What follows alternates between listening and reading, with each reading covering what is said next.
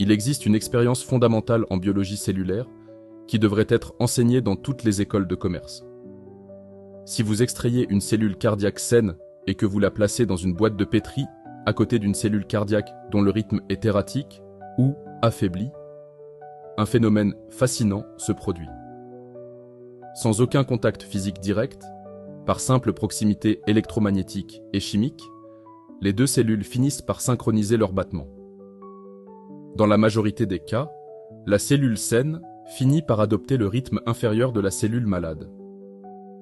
Ce phénomène n'est pas limité aux boîtes de pétri. Chez l'être humain, cela s'appelle l'osmose sociale. On vous a souvent répété, comme un mantra de développement personnel, que vous êtes la moyenne des 5 personnes que vous fréquentez le plus. C'est une vérité statistique, mais c'est surtout une réalité neurologique. Votre cerveau possède ce qu'on appelle des neurones miroirs. Leur rôle est de simuler intérieurement les actions, les émotions et les états d'esprit des personnes qui vous entourent.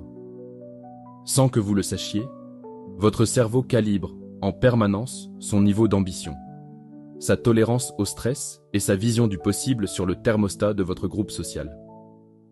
Aujourd'hui, nous allons explorer la face sombre de cette proximité.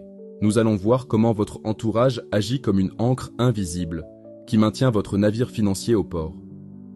Et surtout, comment lever cette ancre sans sacrifier vos racines. La hiérarchie des problèmes. 20 € contre 20 000 €. La ligne de démarcation entre la stagnation et l'ascension financière ne se trouve pas dans le nombre d'heures travaillées. Elle se trouve dans la nature même des problèmes qui occupent vos conversations quotidiennes. Observez attentivement un groupe de personnes qui survit avec de faibles revenus. De quoi discutent-elles lors d'un dîner ou d'une pause café?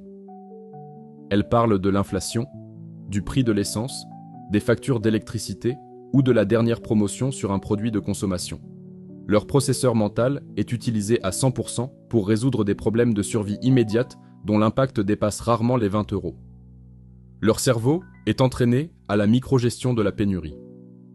Maintenant, transposez-vous dans un cercle d'investisseurs ou d'entrepreneurs chevronnés. Leurs préoccupations sont d'une toute autre nature. Ils discutent de l'optimisation des structures juridiques, du levier de la dette, de l'acquisition d'actifs sous-évalués ou des cycles macroéconomiques à 10 ans. Ils déploient la même quantité d'énergie cérébrale, la même passion et le même temps de parole. Mais ils s'attaquent à des problèmes dont la résolution vaut 20 000, 100 000 ou 1 million d'euros. L'être humain est un animal mimétique par excellence. Si vos proches passent leur temps à chercher comment dépenser moins, votre cerveau deviendra un expert mondial de la restriction. Votre cerveau se transformera en une machine de guerre orientée vers l'opportunité. Vous ne pouvez pas concevoir des solutions dont les concepts mêmes sont absents de votre environnement sonore quotidien. Le mécanisme du panier de Krabs est la culpabilité de l'ascension. Le plus grand obstacle à votre réussite n'est pas l'échec, c'est la loyauté envers la médiocrité. C'est ici qu'intervient le syndrome du panier de crabe. C'est une observation cruelle, mais nécessaire. Si vous placez des crabes dans un panier ouvert, dès que l'un d'eux tente de grimper sur les parois pour s'échapper, les autres l'attrapent par la pince pour le ramener au fond. Ils ne font pas cela par stratégie malveillante, mais par un besoin instinctif de maintenir la cohésion du groupe. Lorsque vous commencez à changer votre vision de l'argent, lorsque vous commencez à vous éduquer sérieusement, vous brisez le contrat tacite du groupe. Votre évolution devient une menace directe pour l'ego de vos proches. Elle leur rappelle cruellement tout ce qu'ils n'ont pas osé entreprendre. Pour apaiser leur propre douleur, ils vont tenter de vous protéger. C'est le mot qu'ils utiliseront. Ils vous diront que vous devenez obsédé par l'argent, que vous prenez des risques inutiles, ou que le bonheur est dans la simplicité. Le piège est de céder à la culpabilité. On vous fait croire que réussir, c'est trahir vos racines. C'est le contraire. En restant au fond du panier par solidarité, vous n'aidez personne. En sortant du panier, vous devenez la preuve vivante que l'évasion est possible. Vous changez le thermostat pour tout le monde. La stratégie de l'exposition délibérée. Alors, comment changer d'air sans renier ce qu'on aime? Il ne s'agit pas de couper les ponts de manière brutale, mais de comprendre la notion de perméabilité mentale. Si vous vivez dans une zone où l'air est vicié, vous n'avez pas besoin de détruire les bâtiments pour respirer. Vous avez besoin d'une source d'oxygène pure. Dans le monde moderne, cette source est accessible en un clic. Ce sont vos mentors virtuels. Un livre écrit par un génie de la finance est une conversation privée de 10 heures avec un cerveau qui pèse des milliards.